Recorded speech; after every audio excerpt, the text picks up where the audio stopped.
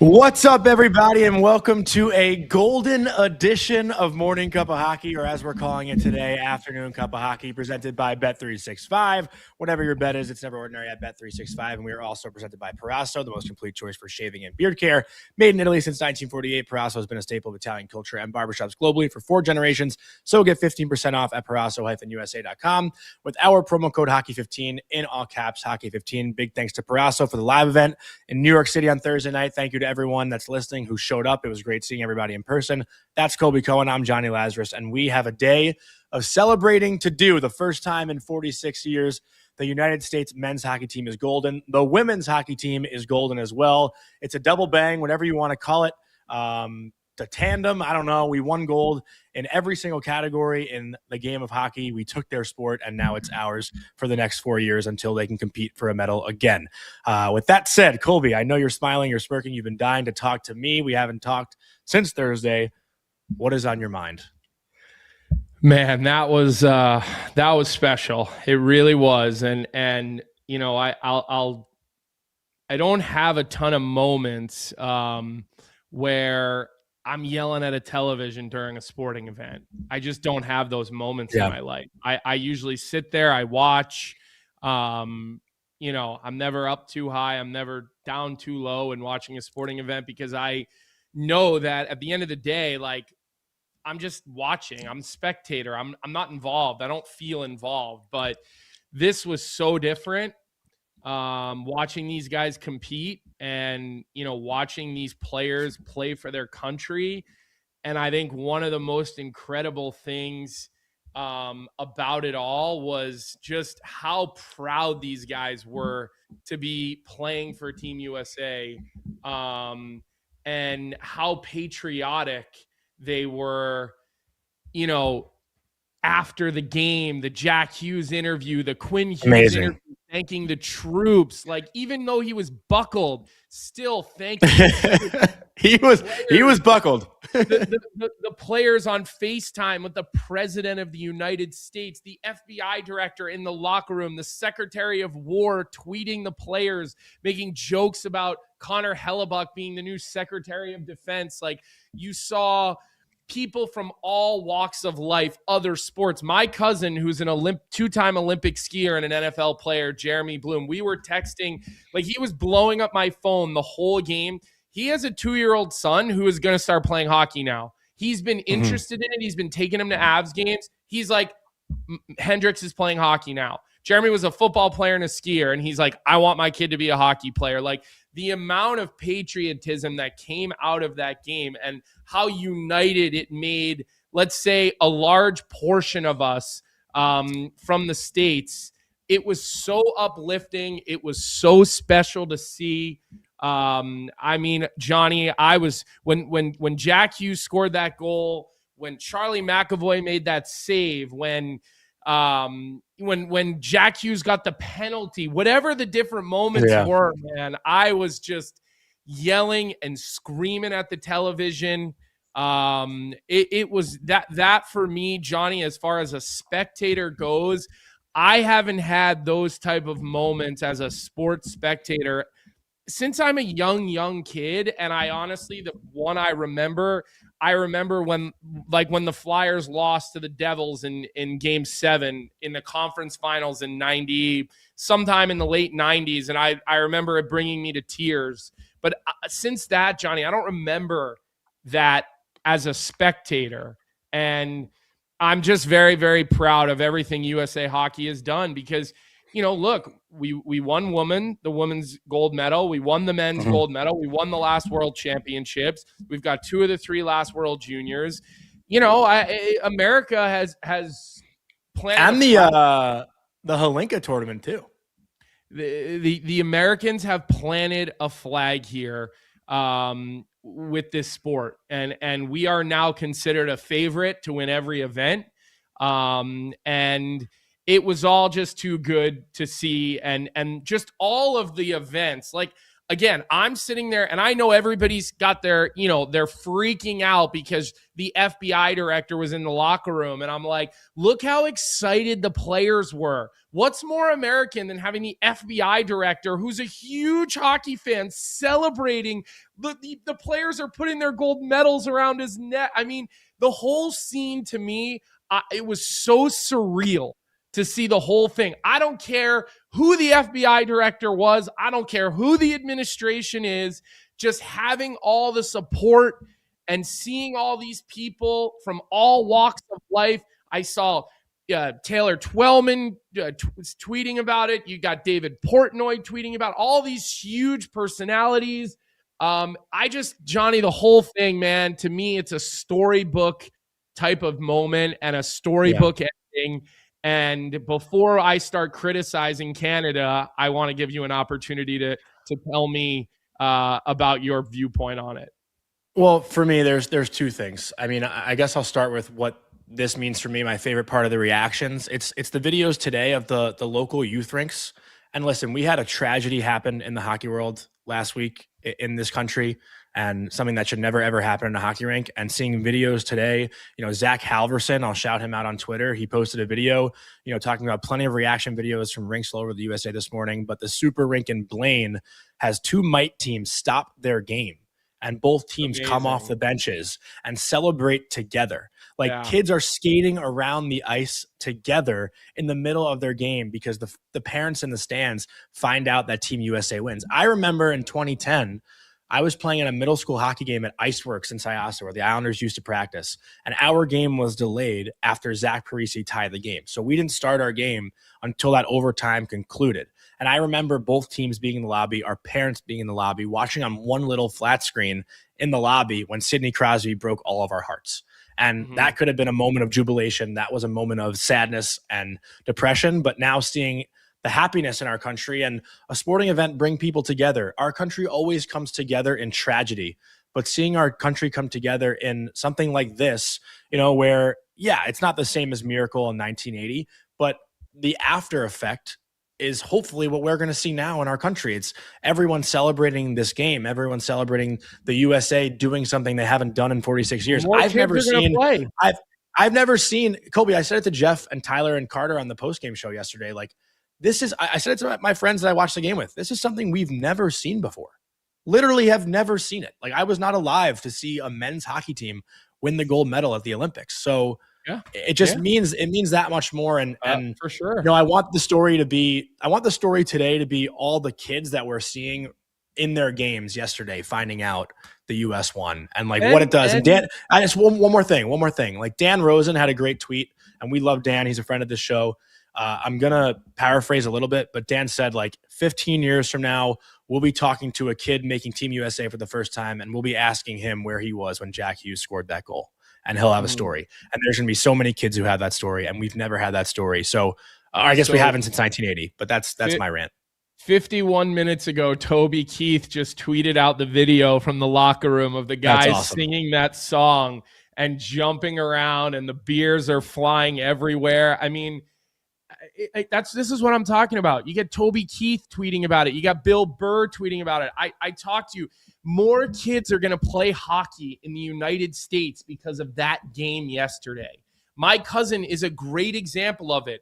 A guy who so Jeremy is the CEO of the X Games now, right? So for any of you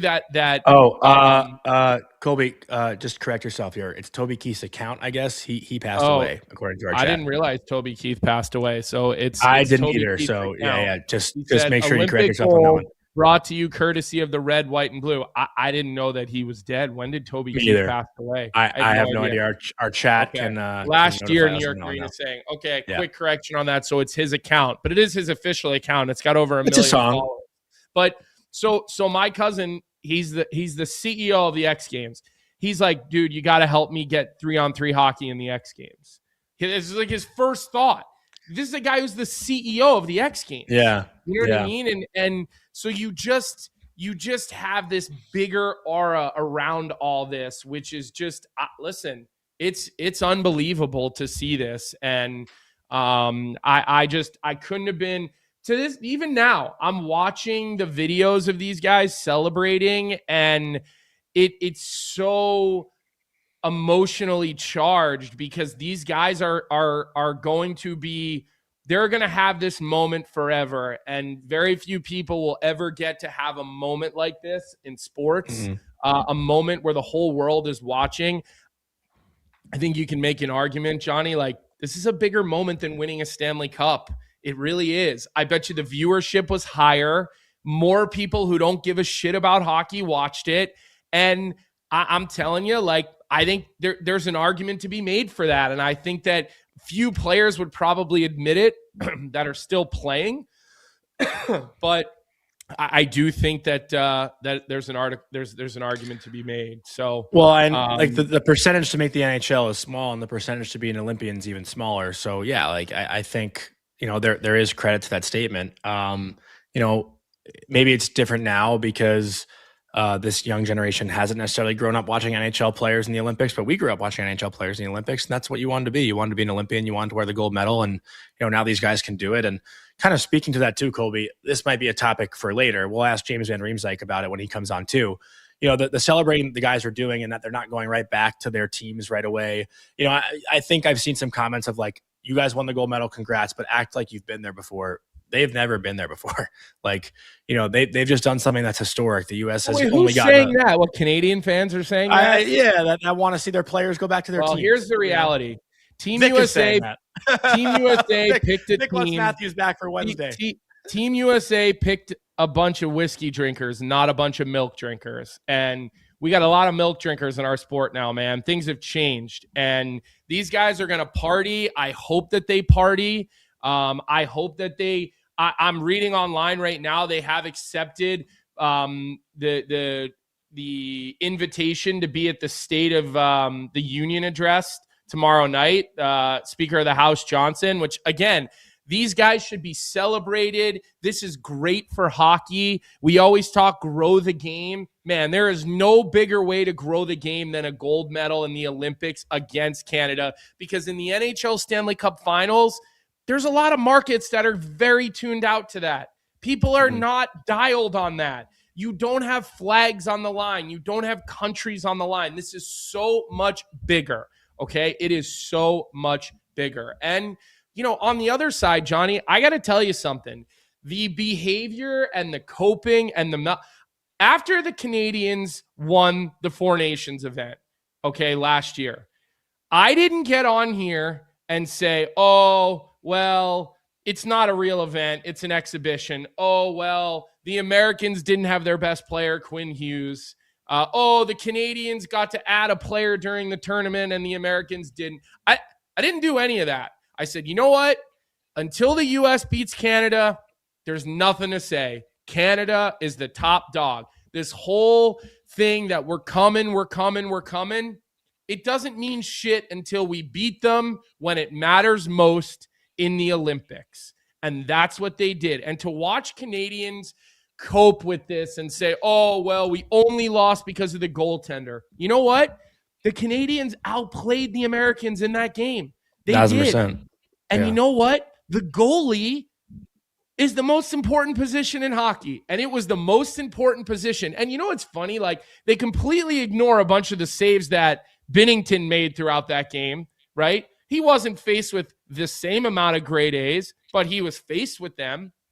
I mean, the save he made on Quinn Hughes in overtime, the first save was insane. And you look at just the quotes and the comments about 3-on-3 and we don't like it. Where was your comment that you don't like 3-on-3 after you you won the quarterfinals in overtime? Where was that comment then? And so I'm just surprised, honestly. Canadian people, they're nice people. Like they're nicer than Americans in Canada. I mean, that's something that you can't really debate. But just seeing some of the quotes, I know like Coop's quote was maybe taken a little out of context and McKinnon's quote maybe taken a little bit out of context. Yeah. But at the end of the day, McKinnon, Makar, and McDavid on the ice, okay? And they all tried to be a hero, and it didn't work out for any of them. And Zach Werenski just pushed McKinnon off the puck, and McDavid tried to be a hero twice, and he didn't. And I got to tell you something, okay? Connor McDavid deserves the criticism. He shouldn't have been MVP of the tournament. Hellebuyck should have.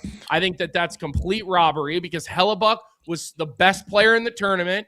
And in the biggest game, he was far and above the best player in the tournament. But, I think the always a bridesmaid, never a bride. I think that's a quote that's going to stick around because you know what? It's seemingly true. Austin Matthews, gold medalist. Connor McDavid, nothing to show for anything. He's taken his team twice and once to a gold medal game, and he's come up short every single time. Every single time. And he had the C on his jersey for the gold medal game. He was the captain for Canada in the gold medal game, and he was the captain for the Edmonton Oilers in 2 Stanley Cup losses.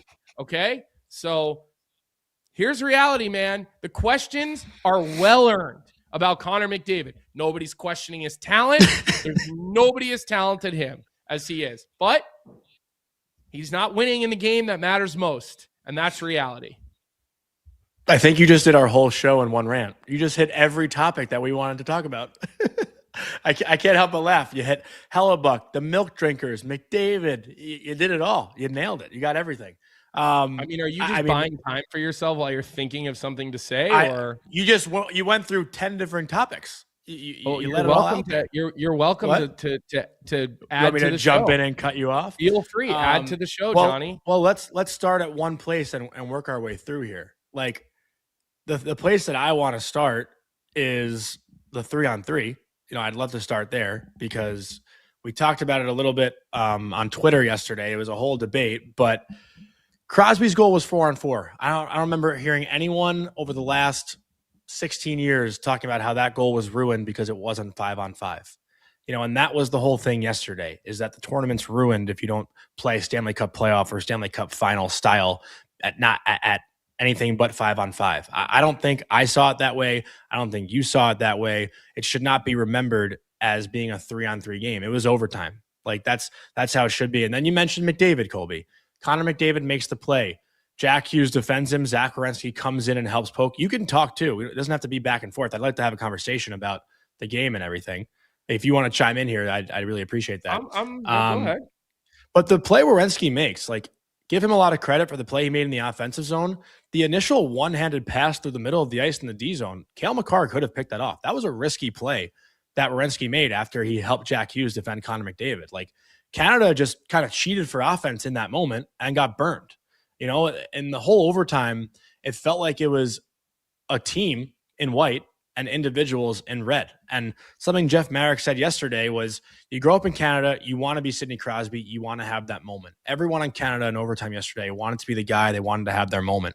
Connor McDavid took it himself. Nathan MacKinnon took it himself.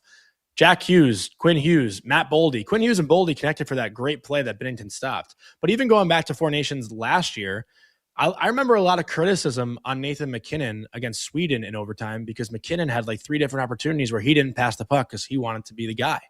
And I think Canada's biggest problem yesterday was all of them wanted to be the guy. They wanted to be the hero, where Team USA wanted to win. They wanted to win gold. They played overtime like it was an NHL regular season game in February. I mean, that's how they played overtime. Yeah. They played it with a recklessness that the U.S. didn't. And when the U.S. lost the faceoff in overtime, I said the game's over. I agree. I thought if Canada won the opening faceoff, the game would be over.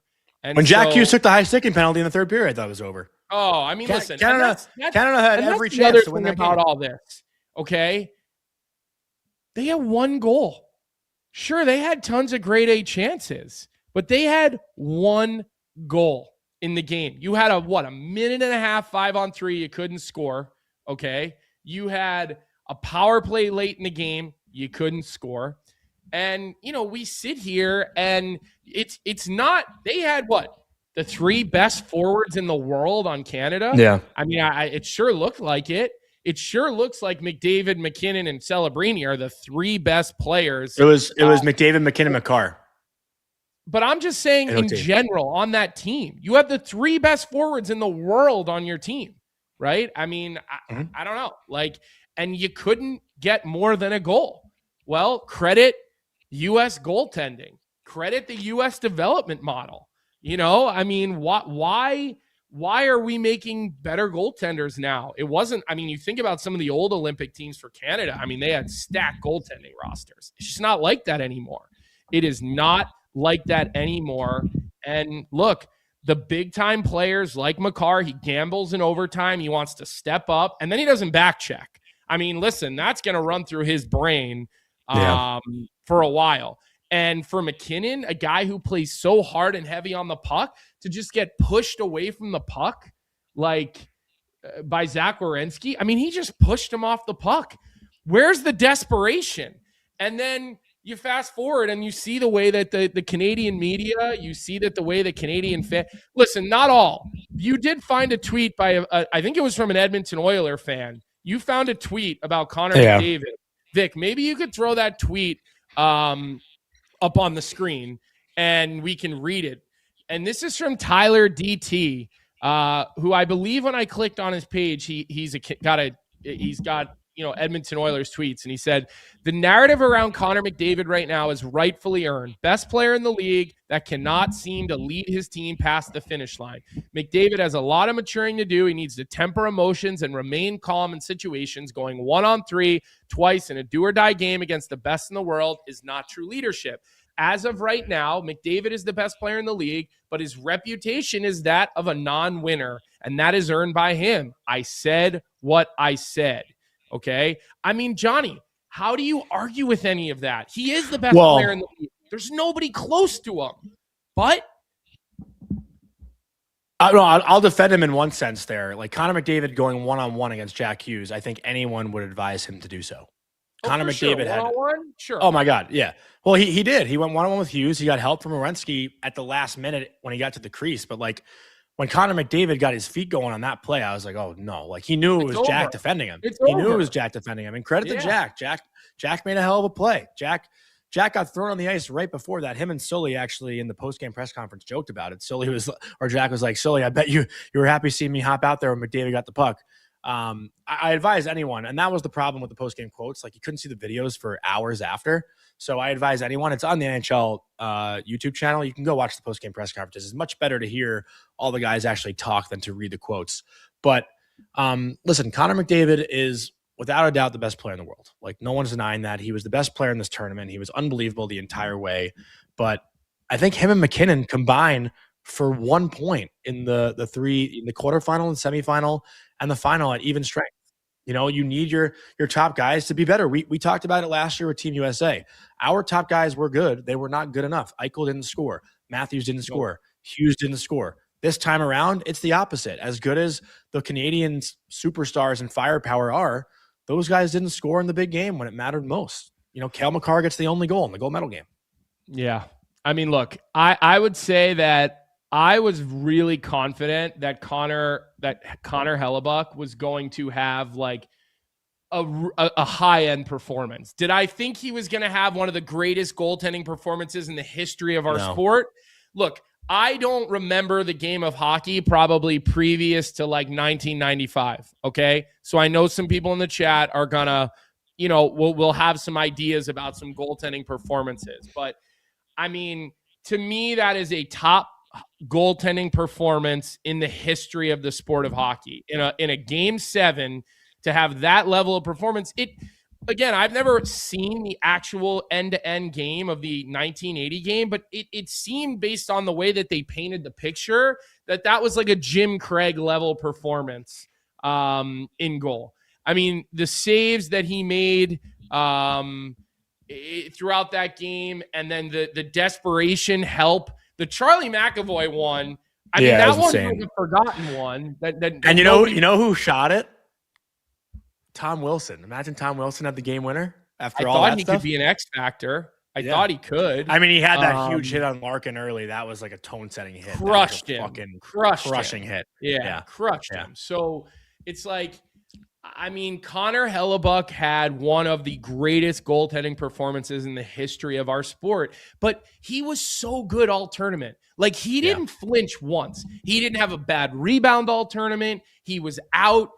Bush was talking about how, especially in shorthanded situations, one of the reasons Hellebuyck can be so good is because he's such a big guy that he doesn't have to come out as far, right? So he's able to kind of track the net a little bit more. And listen, the goalies, like, let the goalies talk about the goalies, right? But it was that's why I can't believe the media voted voted McDavid as MVP. Like I again, like I didn't understand that. I really didn't. I mean, did you feel like that he should have gotten it, Johnny? Because I don't know. That felt like I want to know who voted. I would love to know who voted on MVP. I don't know who votes on it. But Hellebuyck finished with a .956 save percentage and a 1.18 goals against average. I mean, that's insane. Come on the gold medal winning team in a game where he literally stood on his head like a fucking crazy person.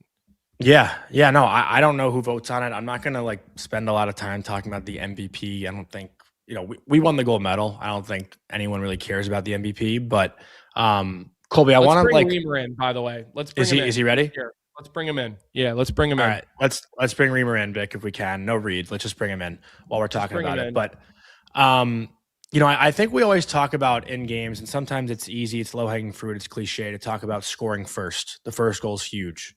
In that game, Boldy getting that goal, kind of settling things down, because the U.S. had a really good start, Colby. They like the first shift, Eichel gets that prime chance in the slot. Shift of the game. They're skating all over Canada. Shift of the game. But then it settled in a little bit, and Canada started pressing. I think shots were like 4-0, and then Boldy gets the first shot on goal and scores the goal. But Reimer, I'll pause the first goal conversation for a second. I need to know like where you were watching this game from. If you were going nuts, if you were composed as a former Olympian, like what was the vibe like as a fellow NHLer watching, your teammate Dylan Larkin and guys that you're peers with in that game yesterday? Yeah, definitely super excited. I was back home in Minnesota actually for the day with the fam, spending some time with them, but we were all glued in watching the game. And it was very nerve-wracking. I feel like it's always like that, more so than when you're playing. You feel that nervousness of watching, but super happy to see. Again, I think just the pride of playing for your country, and obviously a lot of guys on that team going through the U.S. program, and that's something I feel like just because of that, a lot of American players get exposed to that at a younger age. So I feel like we kind of take that very seriously in that way, just representing your country, what that means, and things like that. So I think that's ingrained in us at a young age. So definitely super happy for those guys to get it done. So I was talking about how I was like yelling and screaming at the TV. I was basically just pretty unhinged throughout that game. And then when we won, I like had Sloan and we were running around the house yelling. And she was like, "Dad, can we do it again? Can we do it again?" I was like, "No, like that was one-time deal." Like she's never seen me doing that watching sports. Like, did you have any of that? Or were you just like able to like just watch the game and like, I was telling Johnny, like the emotions of that game, like I never get that watching sports. Maybe like an Eagles Super Bowl, maybe, but it's not even close to the same thing for me. Yeah, no, definitely. It kind of one of those things where it feels almost like you're a kid again watching your favorite team playing, sort of thing. So, I was just couldn't be happier for those guys to get it done. And obviously that's been, I think, again, going back to the U.S. program and how that started up was for us to be able to have success in these sort of tournaments and on the big stage. And obviously kind of getting that done at the World Championships last year by some of the guys, and now this year at the Olympics. I think this generation of USA Hockey has raised the bar, obviously. And I mean, just looking at that roster and that team, like that's got to be probably the best American team ever assembled. So it was impressive to watch. It was again just the high quality hockey from start to finish, and it was very fun to watch. So you've referenced the national team twice here, and obviously like our US NTDP group chat was buzzing yesterday. That group chat only picks up every once in a while. There's like 7 or 8 of us in it. This group chat has been going for 20 years or something like that, like which is awesome and funny within itself. But I remember before every game, we had to, go on one knee, go in a circle. We were all interlocked, our arms, our hands, and it was unity, sacrifice, attitude, USA. right? They taught us that day one of U17 year. You've done an Olympics, you've done World Championships, you've done these senior events. You guys, is that still part of the pregame conversation? Is that something that's shared at the senior levels as it was for us at the national team? And because I have seen those words being used by different people throughout USA Hockey. I'm just curious, Reams, if that is something that you guys do at that level and juncture. Yeah, you know what? It was kind of a little funny and just nostalgic, even hearing the Toby Keith song. I feel like that we used to listen to back playing at the program. What's that? Courtesy of the Red, White, and Blue. Yep, yeah, yeah. And it just, you feel like you're almost hearing the guys obviously getting all jacked up for that. You feel like you're 16 or 17 again going through the program. But no, I think that's part of the thing that it's. That makes the U.S. program so special and things like that, like you mentioned, is the unity, the sacrifice, and the attitude. I think, again, when you get the best 16, 17-year-olds together on the same team, like I think it makes you check your ego at the door when you're playing with the best of your own age group. And if you want to have success at a team, it's about the team and about representing your country and representing it in a positive way.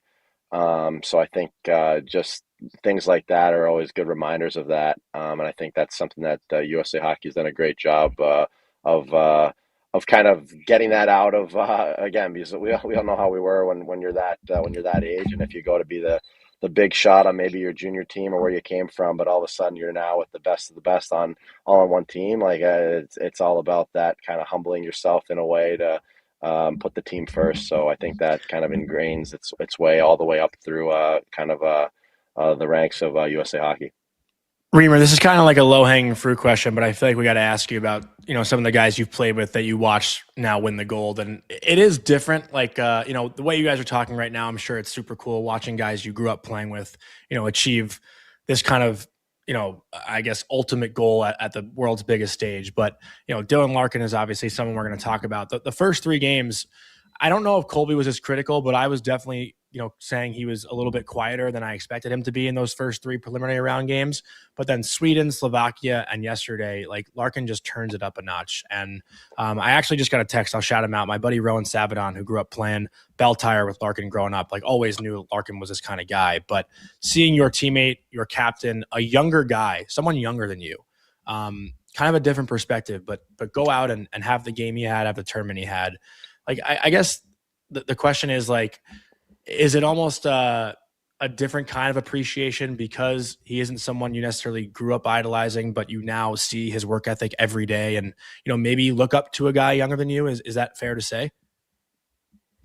Yeah, what I think one of the special things about going to stuff like the World Championships and things like that is you get a chance to kind of know some of the different sort of like generations and age groups of guys coming through the ranks of USA Hockey. So in the couple of the worlds that I went to, I got to play with guys like Larks and the Hughes brothers, Zach Werenski, Ikes, the list goes on and on. So I think, again, just it makes it kind of this fun sort of brotherhood when you're there, and these different sort of generations of guys are together, and just obviously all so proud to represent our country and things like that. But going back to Larks, I think he's just like an ultimate gamer, just a complete hockey player in kind of every sense of the word. Like, it doesn't really matter what sort of situation you throw him out there in. Like, any situation, he finds a way to kind of get the job done. I think their penalty kill didn't let up a goal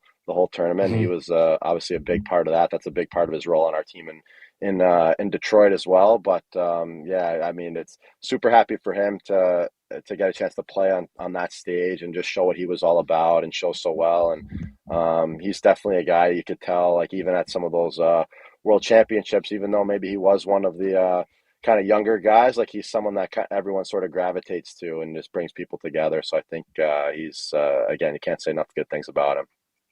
Wasn't Larkin on the ice with Nelson and Faber to kill off a majority of that 5-on-3? Wasn't it those three? They went two forwards and Faber. I know Nelson was JT was out there too, I think, for a little bit. So maybe Larkin took part of it or whatever. But maybe. I mean, look, the penalty kill goes perfect in the tournament, and everybody criticized.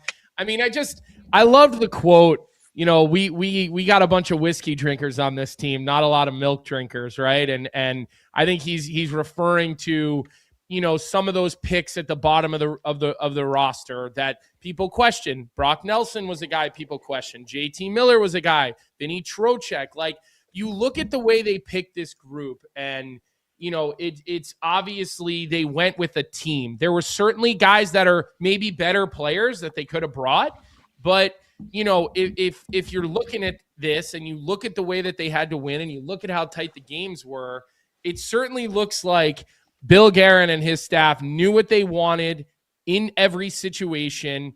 And we had Dan Baalsma on the show, Reamer. He was talking about your role when they picked you for the Olympics, how he envisioned you 5-on-5. They had you penciled in as a shootout guy. Like, they had very specific ideas how they were going to use you guys. And I just think that that's one of the great parts of all this is that those guys, they know what they're doing, right? We can all armchair it, but they know what they're doing.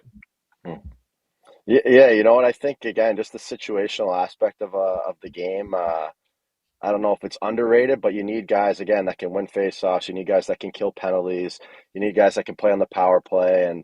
And again, sometimes, like you said, it's not all apples to apples as far as when you're comparing one player to the other, if they're kind of looking for maybe different things and different roles and different situations. So I think that's the part. Even though hockey is hockey, at the end of the day, there is these little nuances and things and putting guys in positions to have success and have an impact on a team. And sometimes there's maybe needing to read into some of those things a little bit more as far as when teams are put together. I think, again, you look at certain teams, even in the NHL, as they've had success and win, it's like you have guys kind of filling very specific roles for teams and doing their jobs, and it's not just about kind of going out there and getting 20 of the same players. You want to have different guys that can play maybe different styles of game and stuff like that, and complementing one another. And yeah, I think that's an important part of the game to allow teams to have success.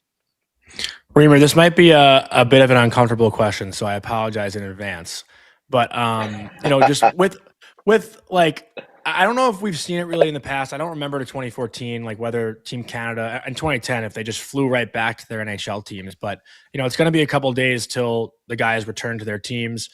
I think Colby and I are both on the same side here, where we're more than happy to go see them celebrate. Like, this is a thing that's kind of once in a lifetime right now. It hasn't happened in 46 years. They just made history by winning the third gold medal in U.S. men's hockey history.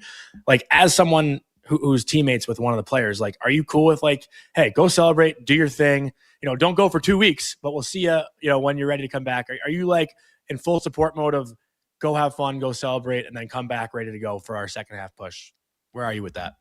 Yeah, well, keep in mind, all of us had 10, 11 days off of not doing a ton while these guys were grinding over there and chasing after their goal and playing hockey and things like that. So certainly there's a physical aspect of needing some a break, and then mental, emotional. I mean, it's a high stakes game, and just how, again, it's like basically 3 game 7s in a row.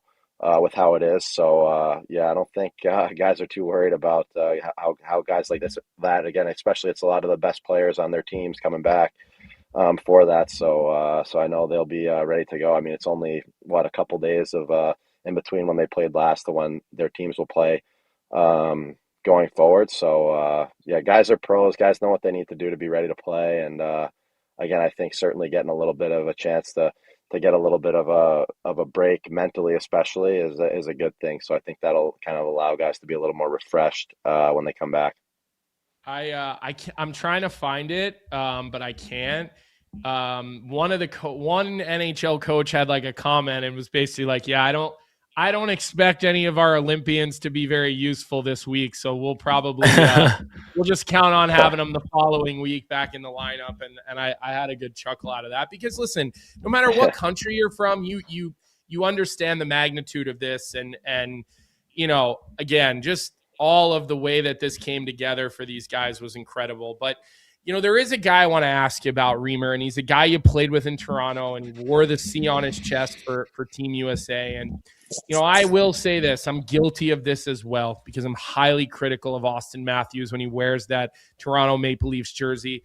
So I'm not absolving myself of this, but I was all in on Austin Matthews and how good he was defensively for Team USA. And he had a couple of games where he was good offensively. And, my question here is the whole outer world has basically one opinion about Austin Matthews, but it appears to me that the best players in the world hold this immense amount of respect for Austin Matthews. All of his teammates couldn't wait to talk about Austin Matthews in their interviews after they won the gold medal. They couldn't wait, right? They were interrupting reporters to say how important this guy is.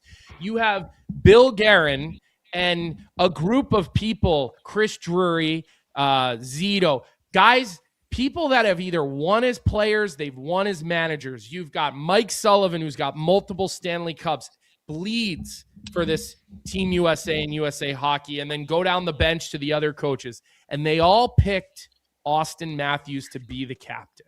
Okay. So there is clearly a difference in the way that people who are the legends and the greatest players on earth feel about this guy, and then everybody who's not in the locker room who thinks they know everything.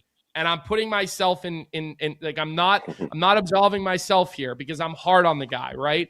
So let me ask you, a guy who's been in the room with him, what are we missing? Because these players respect the shit out of this guy, and that is so much more important than what any media member thinks about a hockey player. Yeah, I think the biggest thing for him, and just like obviously all his teammates love him. He's again, when I play with him in Toronto, it was the same way.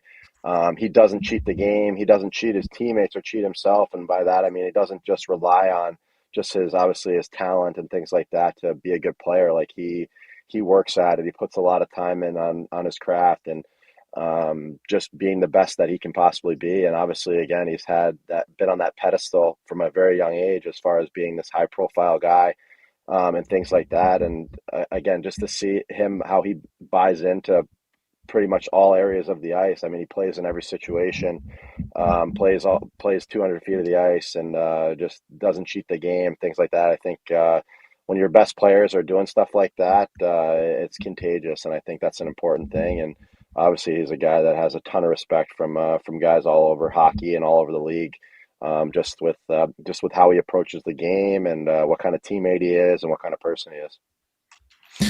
So, Reamer, now going on from here, obviously there's a lot of hockey left to be played. I guess I want to ask you about like the emotional comeback. You've talked about it with Larkin now taking time off, like being mentally reset, but you are in a playoff push, right? Like you guys are tied, I think, for second in the division. You're 6 points back. And I guess, it's hard to remember back from Sochi. I think I've asked you this question before too, but like, how do you guys now dial it up? You got the trade deadline being talked about again, like right after this. I know as a fan, like it's going to be hard to almost get up after this like crazy emotional run. But for the players, does it take maybe a game or two to get back, into the swing of things? Like these long breaks, what does it do for you?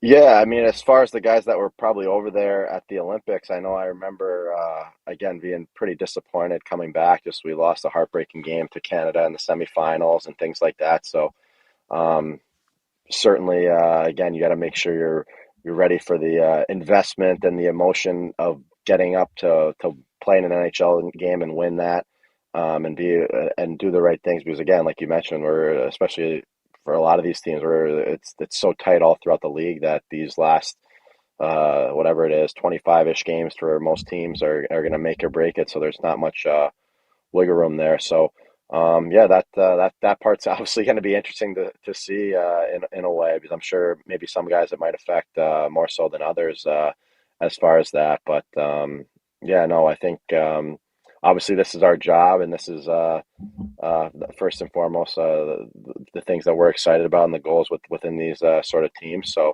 I think it's one of those things that once you get back out there with the guys and get back out there with your team, you get a nice dinner on the road with the guys, I think you're ready to go for the stretch run here. But certainly, I think depending on how the tournament maybe went for your team and things like that, how it went for you, there's some different sort of pieces of that maybe you have to manage to get yourself ready in the right frame of mind to to finish the stretch run of the season. I just got one more for you. Colby and I were actually asked this at our live show on Thursday night. It was a question about like who you have a deeper appreciation for, or maybe who you respected going into this tournament, but now you think, they're that much better than you thought they were before. Colby said Quinn Hughes. I said Marty Necas, actually, outside of like the US and Canada. Is there a guy that you maybe watched throughout the tournament? I know you play these guys, actually, you're on the ice with them, but anyone you watched that you were like, man, this guy looks really fucking good, and I did not know how good he was? I would say I think a guy that's getting more love that he deserved, and I think I saw it firsthand a lot last year was Zach Werenski, and just the type of tournament that he had on that stage, was incredible, and just how impressive of a player he is, and teammate he is, person he is.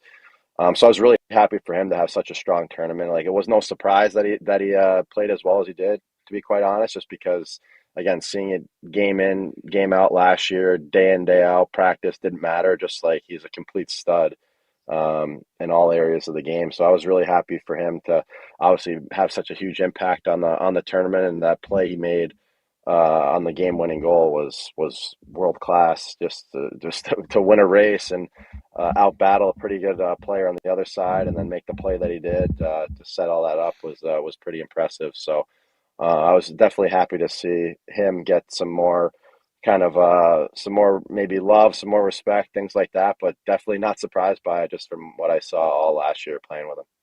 Yeah, I always talk about when him and Seth Jones were partnered up at one point. I mean, they were the undercover best pair in the NHL. They just, in Columbus, they weren't getting the due and the recognition. But I mean, I think about when they swept Tampa before Tampa went on their run. Those two guys were so good. They were such a big part of that team. So, all right, Reems, listen, thanks for coming on today. We'll hope to see that hot streak continue for you, and you're going to keep filling the back of the net on the power play, and your team's going to hopefully keep winning games, and you guys will be in a good spot here for the playoffs, and that's going to be a lot of fun for us to watch you and keep in touch with you here down the final stretch. So we love you. We're grateful you came on. We're when Team USA wins, man, everybody feels like they won, and you're as big a part of that as anybody, as a number 2 overall pick,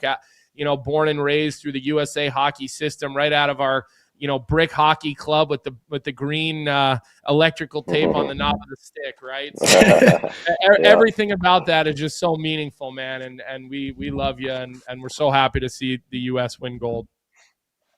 Yeah, all right. Yeah, that was definitely one of the more memorable games, probably one of the best games I've ever watched. So that was fun to see see the U.S. on the right side of that. So that was definitely a pretty fun memory. Yep. All right, man. Thanks, we'll talk. Appreciate it. We'll catch up in a couple weeks. All right, pal? All right. Sounds good, guys. See ya. All righty. Oh, man. I don't know. How do we go back to NHL action, dude? This was so fun. I agree. That was this was so fun. Let me say this too. Yeah. First off, I want to say that I'm so happy the officials called the game pretty loose throughout the tournament. Yeah, they missed a few things yesterday. They definitely missed some stuff, but I would rather that game be I'd rather all those games be mostly 5-on-5 games. You really would. There's definitely a couple of things missed, but I think overall, like I was worried about it going into the tournament. Like, listen, the Tom Wilson hit was a tremendous hit. I was worried those types of plays would be called penalties because of IIHF, but you had NHL refs, so they did a great job within that tournament, Johnny. But you know how I always say I want games to be tied 1-1, 2-2 late, and I want everybody on the edge of their seat. And I don't think the playoffs are as good because they're so high scoring and there's so many penalties called, and we've kind of seen that happening over time. And I think part of what was just so great about that game was that, yes, the best players in the world are all on the ice, but it was so close and it was so tense. And you knew that pretty much, like, once we get to the third period, the next goal was going to win. I think going into the third at 1-1, I tweeted that. I truly felt like next goal's winning. Nobody's getting the 3 in this hockey game. And so I just appreciate that so much about that game. And you're right. The NHL is going to look a lot different when it comes back. There's absolutely no doubt. And I wonder, like, some of these players, whether it's Matthews, who's chasing the playoffs, and whether it's Hellebuyck, and I want to stay on Hellebuyck for a minute, because I guess I want to know from you, like, what does this do for Hellebuck's legacy? Because I think that we've criticized him in the playoffs, but he just played his best game of his life in the biggest game of his life. And let me just ask you this question. Is Connor Hellebuyck now a Hall of Famer? I say yes, because he's won multiple Vezinas, and he just had the greatest goaltending performance that I've ever seen. And I think of how I always talk about Tim Thomas's goaltending performance, through that 11 playoff run. But I would say after that performance, because it's the Hockey Hall of Fame, not the NHL Hall of Fame, to me, Connor Hellebuyck is now a Hall of Famer. And I don't think I had him there before that game. What do you think about that? Yeah, I mean, I think about Henrik Lundqvist and Carey Price. They're both in there, both gold medalists. I think this does get Connor Hellebuyck in. I do. And it's those two, right? It's the comparables when it comes to the Hall of Fame. I don't know how many. I think Henrik has maybe 2 Vezinas. You might have to fact check me on that one. Price might have 2 Vezinas too. I think Price also had a Hart Trophy as well. I don't know if I'm getting that fully correct off the top of my head, but now you give Hellebuyck a Vezina last year. He got a Hart Trophy last year too. He has multiple Vezinas. I think 1 conference final appearance. Like he does need a good playoff run to solidify it, but I definitely think this puts him in the conversation for sure. Hank only has 1. Johnny Red says Hellebuyck has 1? 2. Okay. Right? Hank never. I think that game should be weighted. But Hank had a cup final. He had multiple conference finals. And he was Hellebuyck great. Does and he need was that a one great playoff goal, and he was a great playoff goaltender. 6-1 in Game 7s. Like, he was unbelievable in Game 7s. I think Hellebuyck still needs that one good playoff run to really, because the conversation still will be the same in the playoffs. I disagree. I think he's in the conversation. I think he has completely set his legacy winning that hockey game. Again, he may never play in a game of that magnitude ever again in his life. And to just watch a guy steal the show like that, I think you're 100% talking about a Hall of Fame goaltender now. I agree. 100% talking about a Hall of Fame goaltender. I want to address a comment in the chat too, because we haven't really gotten to the chat at all. Coach Jim Chadich, who I don't really recognize that name, to be honest. So I'm sorry, Coach, but he said, sadly, this show is going to be almost unwatchable until the NHL starts again. As a Canadian, I'm not going to be all sour grapes. Full credit to USA. Canada didn't bury their many chances, and it cost them. I just want to address this because, first of all, like snaps to you. But remember, Colby and I think before the gold medal game, we were both saying, like, dude, Team Canada looks different. They look better. I was confident that the U.S. could win, but I really thought Canada was going to win. I did until like the day of. I was like, you know what? It's USA's time.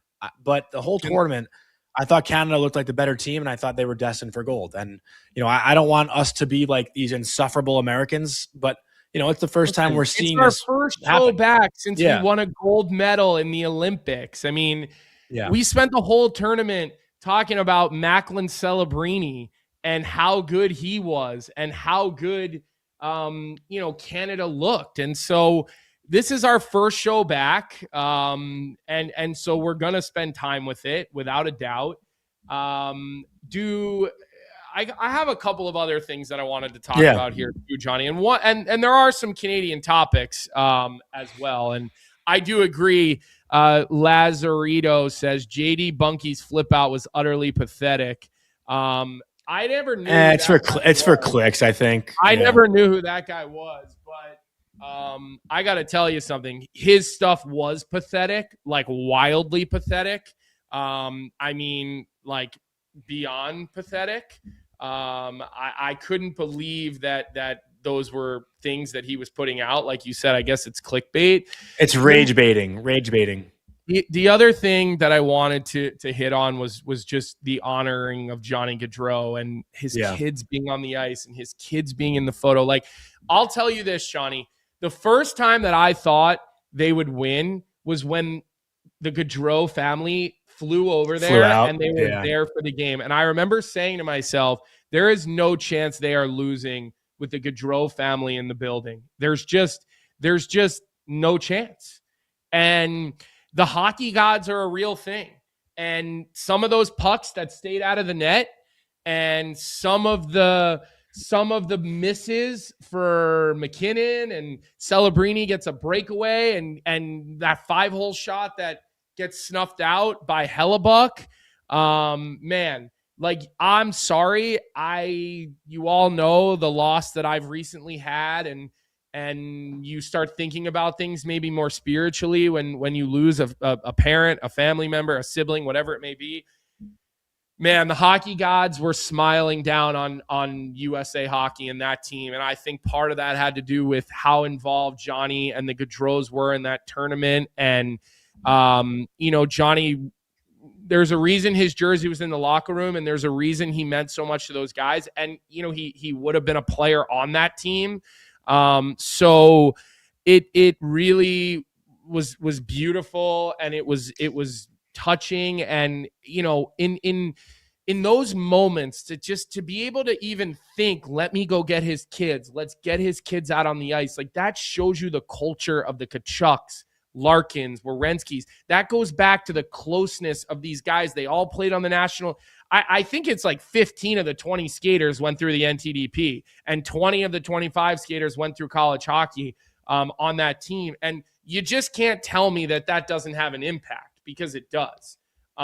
It really does. And so I loved the whole Johnny Gaudreau part of that, because he was a big part. He went to world championships every year. I remember when he was in his early 20s, and I would be getting Snapchats from those guys after they were leaving world championships. Johnny would be hitting us with Snapchats of those guys traveling wherever they were going, to Spain or Greece or wherever, after the world championships. Him and Eichel and Tkachuk, like, all those guys, they were Hughes. They were so tight. And I think that whole thing was one of my favorite parts of this. Yeah, it's hard to not be emotional about it. I think you said it really well. It's super sad that he couldn't be there. I obviously have gotten to know Jane and Guy a little bit over the past year. We had them on our show, and I don't really have the words, honestly. It's something that I think kind of leaves you speechless. I don't. It's probably different for you than it is for me as a father. You're a father. Yeah. Please, I can't. I can't take my brain to even put myself in those shoes. Like, I can't do it. But I'm gonna be honest, Colby. I don't like seeing, like, the pictures, like, of, like, Johnny, like, with the puck on the, like, how people have, like, been photoshopping it. I don't know. It just kind of rubs me. Like, I'm happy they did everything with the jersey and the kids. Like, that was so touching. But now people that are like, the reason that doesn't rub me the wrong way is because of the hockey Angels in the outfield stuff. And I think in a way, I think Johnny had an effect on that game. Whether he was actually, I agree with that. Whether it was Angels in the outfield and he physically was pushing the puck out of the net, or whether it was the extra wind in the guy's sail late in the game, and whatever it may be, right? Whatever it may be, I think Johnny helped that team win. And so I don't have any issues with that. And I just think they did an amazing job of keeping Johnny and his family, his wife, his children, his parents, all there, involved in this game. And I just absolutely loved to see that. I thought that was one of, the great parts of the U.S. team winning. Yeah. No, I have a hard time I just get, I can't really. The emotion kind of overtakes my body with that stuff. I'm sorry. Yeah, we're gonna move on, and I think the last. I had one other thing to bring up that you and I haven't really. I mean, there's I know you want to save the milk thing, the Adam Fox thing. We've seen Nicole write about it. We've seen MR Marine write about it. We'll get there. Jack Hughes. We've talked a lot this year about Jack Hughes. Obviously, he gets the big moment. One quote I actually found from Amanda Stein, who who covers the Devils, works for the Devils. She tweeted this out on June 25th, 2019, right after Jack Hughes got drafted. This is the direct quote. I don't want to be the next Patrick Kane. I want to be Jack Hughes. I want kids to want to be Jack Hughes. And for him to get that goal, like for the quotes to come out, of Quinn and Jack in the room the night before, and Quinn saying, "Are you up?" And Jack's like, "I'm dreaming of scoring that goal." And for the amount of criticism Jack's gotten, for not being healthy, Devils fans kind of shitting on Jack for not being healthy. At times, I've certainly criticized him. I also think anyone who's listened to me talk or listened to this show knows how much I've always loved Jack. But for him to have this moment, for Quinn to have the overtime goal too, like for the Hughes brothers, I think the whole talk has really been the Tkachuk brothers, but for the Hughes brothers to have this moment, they were bigger. It couldn't be more perfect. It couldn't be more perfect. I was thinking about this, like what a great set of parents both those boys have. Those guys to step up and be the players they are, but to also be the people that they are, and to see how much pride they had in winning and being Americans in those moments. I mean, the pride was just beaming. And listen, there was a lot of bullshit in the Olympics with athletes saying things like they weren't proud or they felt like they couldn't be themselves or whatever. And so to see our guys get up there and be a banner of hope for being a proud American athlete, oh man, I mean, that was incredible to see. I mean, Johnny, listen, like I've worn the US crest at way less significant levels, right? Mm-hmm. The different junior levels. I will tell you this, I was probably more nervous in those games when I had red, white, and blue than I was for my first National Hockey League game. Truly. That is how heavy the crest feels. It's freaking heavy. That's why you see some guys seize up a little bit. They do. And I'm sure, listen, probably every bit or even more being a Canadian hockey player in Canada, where, for hockey, this is great, but within a few days, everybody moves on in the outer world. In Canada, it's way bigger. I say it all the time. It's like the NFL. So I'm sure the pressure that those guys feel, it might be 2 times what the American players feel, right? And they've earned that pressure with how good they've been forever, the Canadians. They really have. But, we've spent a lot of time talking about, the big dogs, Johnny. There are some other players that I wanted to hit on, because I do believe, looking at the Canadian roster, like where was where was Hagel in this tournament? Right? A guy who was so impactful at Four Nations. He made the play on the faceoff from a car to score the goal. Like he sets that pick. It's a pretty important play. He just didn't have nearly the impact. And you wonder, I know Reinhart was quiet, and I know he wasn't used all that much, but he was quiet in that tournament. And when Crosby goes out, Stone got a lot more quiet, and Marner got a lot more quiet when Crosby went out, right? And so I do think there's some players you have to look at and say, you kind of wonder how they're going to go back to their teams now, and how they're going to feel going back to their teams, and are they going to take momentum? Is it going to take them some time to get out of the funk? Reamer just talked about it. Like everybody else is coming back refreshed. These guys are coming back after a freaking war. Those 3 games for both teams in the knockout stage, those were difficult. I mean, go back to the Czech game for the Canadians. Radko Gudas was out there running guys over. He was a beast. He was a beast. He was a beast. Boy, he's going to catch a lot of hate in Canada for the rest of his career. Big time. Oh, man. Big time. Just kind of monitoring the chat here. Yeah, okay, so I'm seeing Canada still had the advantage of 5-on-5, which they did. But we even see it in the NHL. Like, not even the teams that are best at 5-on-5 win the Stanley Cup every year. Like, everything else is a part of the game. That's kind of what pisses me off, too. Like, 5-on-5, yes, it's hockey in its purest form, but it's not the entire game. No, like, you need to be able to score. Kills. Everything, 6-on-5. Having the best goalie can be the difference maker, right? I mean, Ask the Edmonton Oilers what it's like to not have star goaltending. Ask the Toronto Maple Leafs how they feel about not having star goaltending, right? And so you're right, Johnny, and that's why the comments are just loser comments. Like all the Canadian media that's complaining about 3-on-3, I'm sorry, like that's part of hockey now. It was the rules. They didn't decide to go 3-on-3 late in the tournament, right? I mean, come on. If they win that game, they're not saying, oh, well, we won, but there's an asterisk because it's 3-on-3. Yeah. Okay. So that's just the whole, I'm most allergic to that conversation about Connor Hellebuyck. I'm most allergic to that part of the conversation, Johnny, because the last time I checked, the goaltender has the jersey of the other players and counts. He's literally your team member. Okay. Like, and he was better. And Binnington played his ass off, by the way. I mean, first goal is a breakaway, and the game-winning goal in overtime is a scramble to which I didn't even know that puck went in right away. I really didn't. I was like, there was this 1 second pause where it felt like, wait, where'd the shot go? Because you're all expecting you didn't see it. You didn't see it. Low.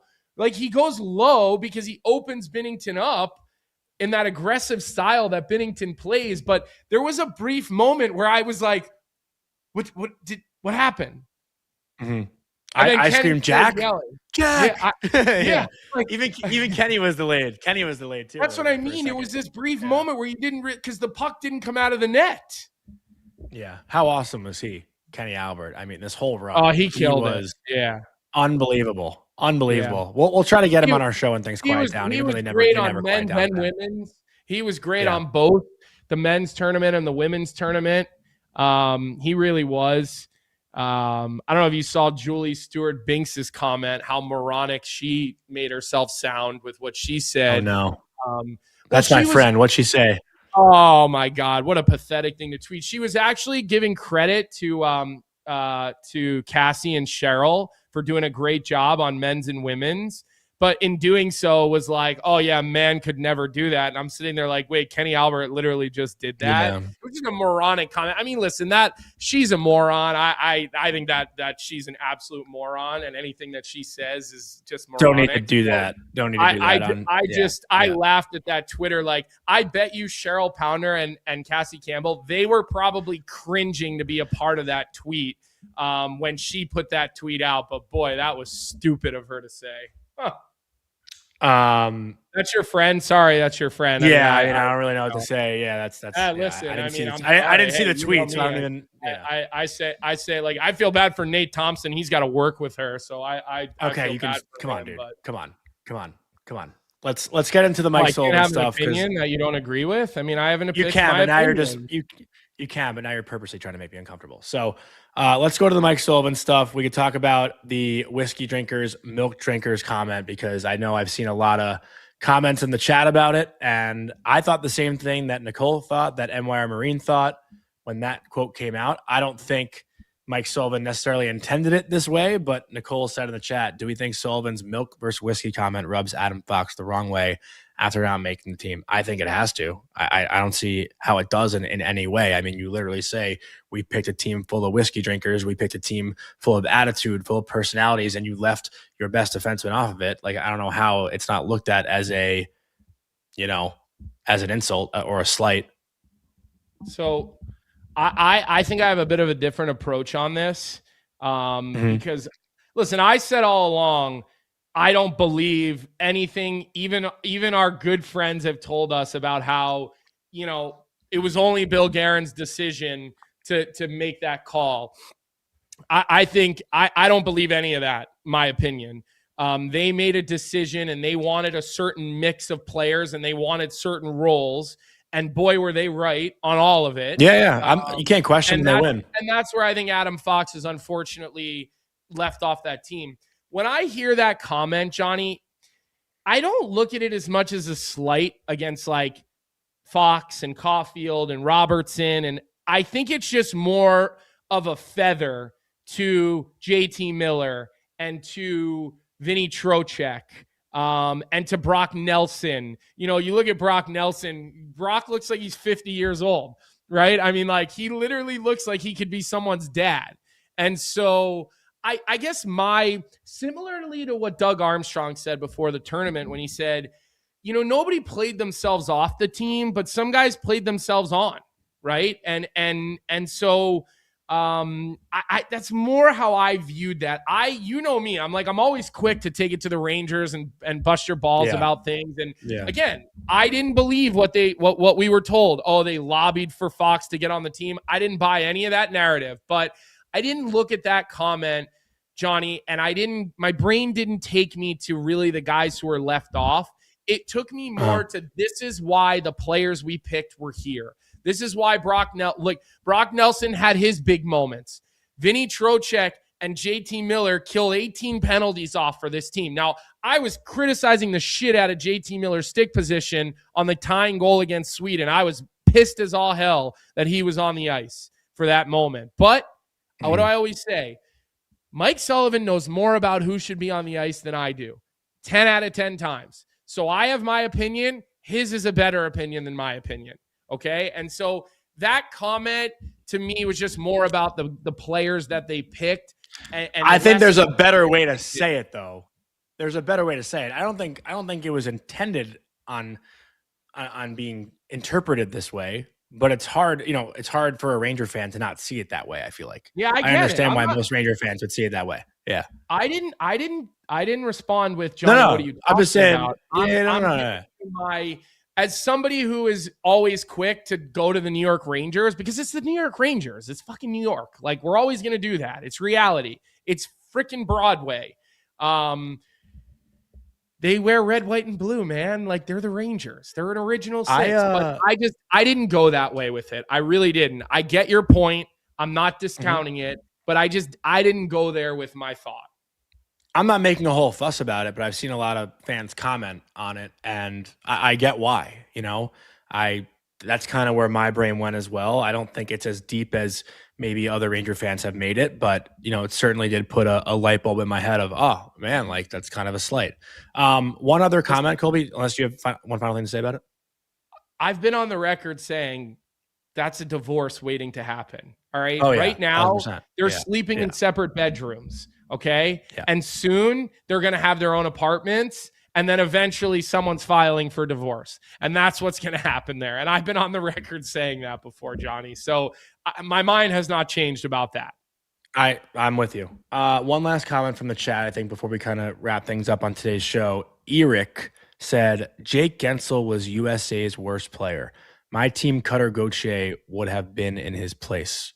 So I think a question was asked earlier, like, which young guys 4 years from now are going to be able to crack this roster? Cutter Gauthier is certainly one that comes to mind. Yeah, I think Gensel was probably our maybe disappointing player. We picked him before the tournament started as our Bet365 leading scorer of the tournament. We thought him playing with Matthews and Boldy that he would finish, and I think he only finished with one goal in the entire tournament. With the amount of ice he was given, I remember we were talking. I said if I was going to make one change for the final game, he had one goal, 1 point. I would have moved Hughes up to that line, and I would have moved Gensel down. So I agree. He's been a great player for us internationally for a long time. He's got Stanley Cups to his name, and listen, he's won with Mike Sullivan, and so there's a familiarity there. That he was great last year too. Like, he belonged on the team, but I think Logan Cooley, I think Matthew Nyes will push to be on this team. I think Gauthier is an all but a shoo-in. I think Lane Hudson will push onto that roster, and I think we'll see Jackson Lacombe play the next time.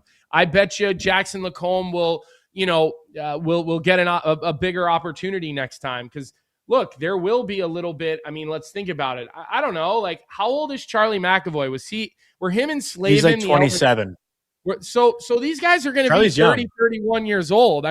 Charlie was great in this tournament, man. He was everything, you'd want.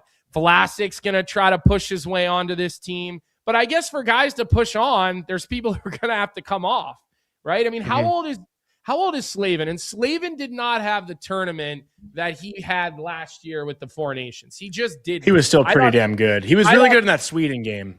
I thought game, he was Faber sick. got better and better as the tournament went along. There's a reason Faber killed that 5-on-3 penalty. Slavin's 31. So Slavin, it might be the guy at 35 years old that maybe won't be able to keep up.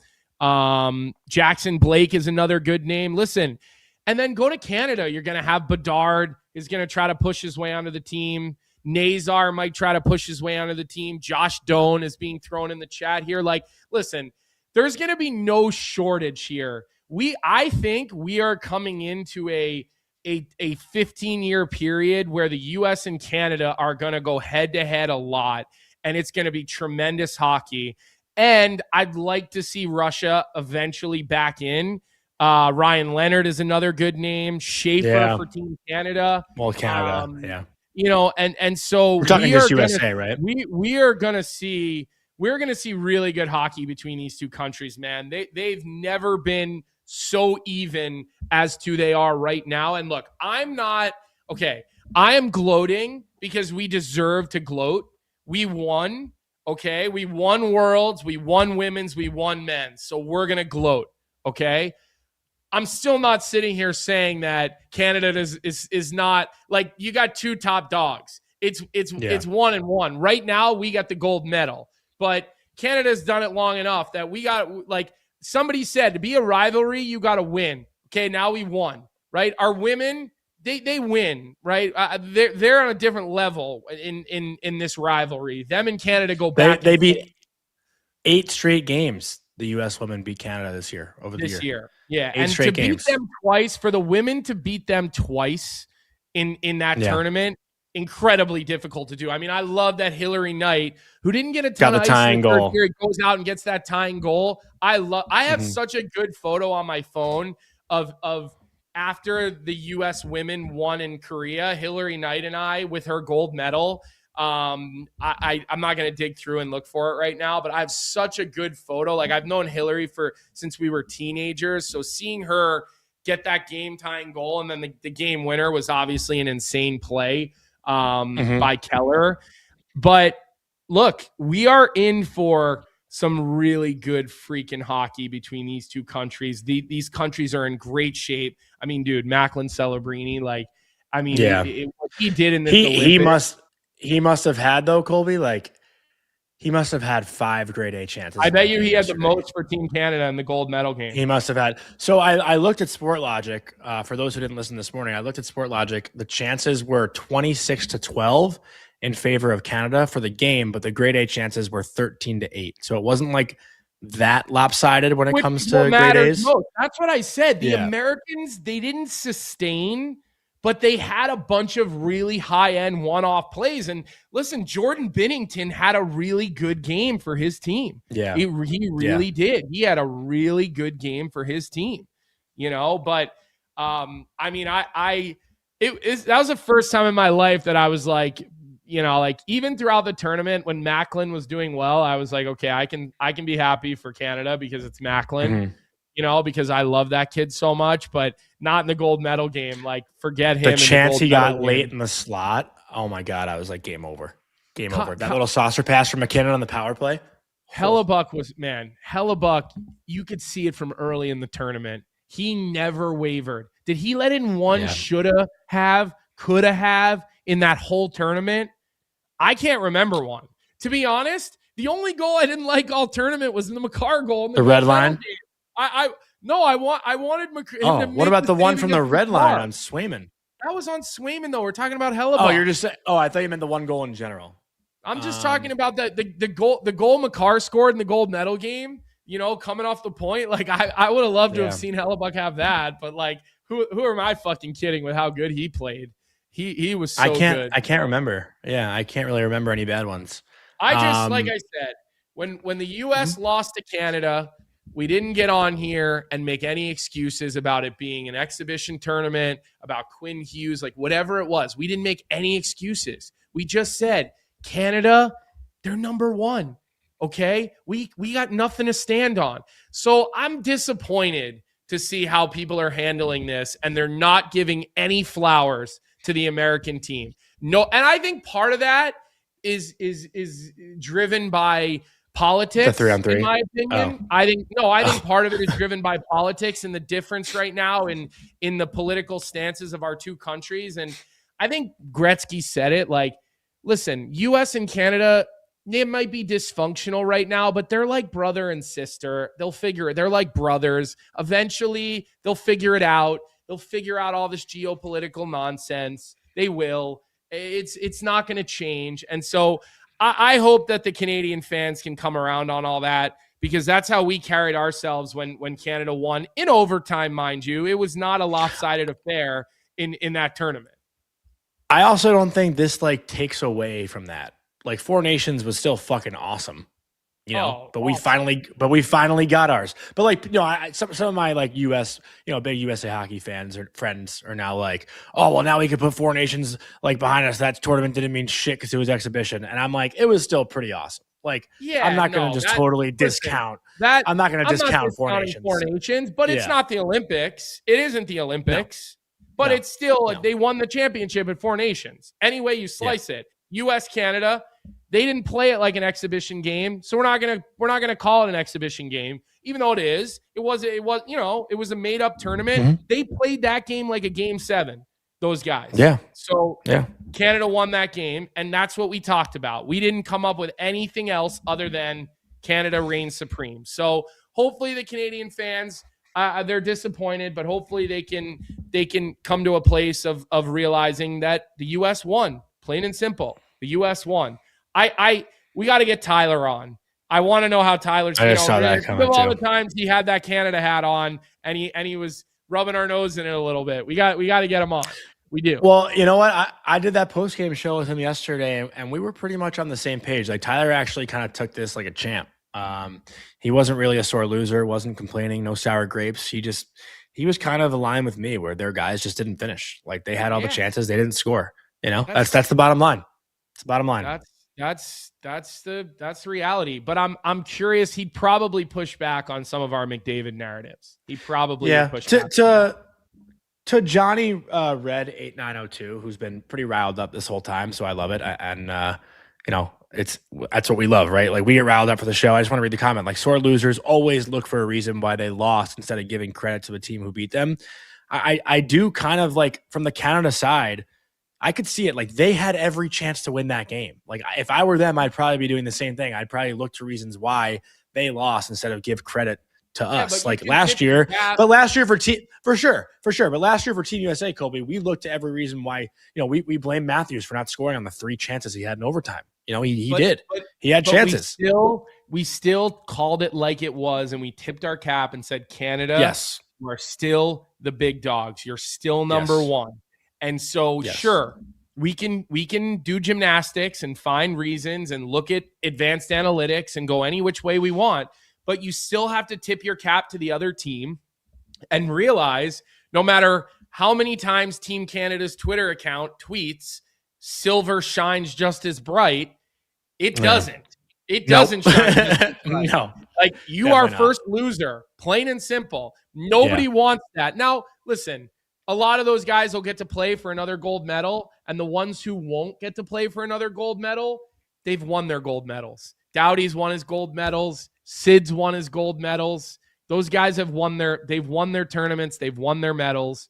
I can't wait for the World Cup in 2 years, man. I can't wait. Where's the next Olympic? And is it in France? Salt Lake, I think. I think it's Salt Lake. I think it's France and then Salt Lake, I believe, but I could be confused. I could have them switched. D. Ely says Mick Silver. Hey, that's a nickname that it's a fair game. It's fair game to call him Connor McSilver, except the Stanley Cup is silver, and that's the one he also can't get, right? I don't agree. First Rifleman said French Alps, then Salt Lake, but I don't agree with this comment. JT2719. Also, by the way, if Matthews did the same thing Celebrini did this year in the game, people would be shitting on him. I mean, yeah, I guess actually, you know what? No, I do agree. If Team USA lost that game yesterday, we'd probably be looking at that play in the first period where Matthews passes up that shot that he had. 100%. We would be doing that. 1,000%. 1,000%. And it would be well deserved. Yep. Johnny, I backtracked my initial disagreement. You're when you play on this stage and you're the big dog and you wear the letter, you win, you're the man. You lose, it's your fault. That's just how this works. You make $15.5 million. Listen, if US lost, I would have been yelling and screaming about Matthews' production. They won, so instead I focus on how good he was defensively. But yeah. We are so happy for him, though. I am so happy for Austin Matthews. Seriously. It is so telling to me, though, how the Hughes brothers and the Tkachuk brothers and everyone, how they couldn't say enough about Austin Matthews. They couldn't say enough about him. And that's where I went on that whole rant earlier. And I'm sure Vic is ready to clip that up and get that on Twitter about what it is that we think we know versus reality about the way the players, managers, and coaches look at Austin Matthews. Because there is clearly a divide in that game. Yeah. And saying Boldy's goal was a lucky bounce, Raptors. That was so sick. Come on. That is skill to the fucking gills. To say that's a lucky bounce, to flip the puck up to yourself and split the number one D pair, maybe one of the best D pairs in the whole NHL, don't say that's a lucky bounce. That is a player who knew exactly what he was doing, and he put his skill on display and showed us why he's going to score 50 goals as an NHLer, Matt Boldy. So I don't agree with you on that, Raptor 1990. You've had sensible things to say today, but that one, I couldn't disagree with you anymore. I kind of love addressing the chat here, and JT2719 had a follow-up to the Celebrini comment.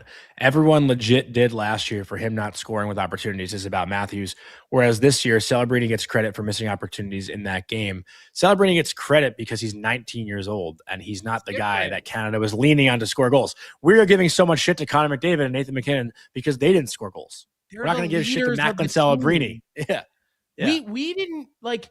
People didn't know if Macklin was coming to the Olympics to be the 13th forward. And he led the whole tournament, I think, in goals. And John Cooper actually said Macklin took all the risk out of his game halfway through the first game of the tournament. He said the kid took all the risk out of his game halfway through game one of the Olympics, which is why he played the way that he did. And I agree with Eric, underscore YT in the chat. Celebrini was better than MacKinnon. I agree. He was Canada's second best forward after McDavid. And in the gold medal game, I thought he was more impactful than both McDavid and MacKinnon.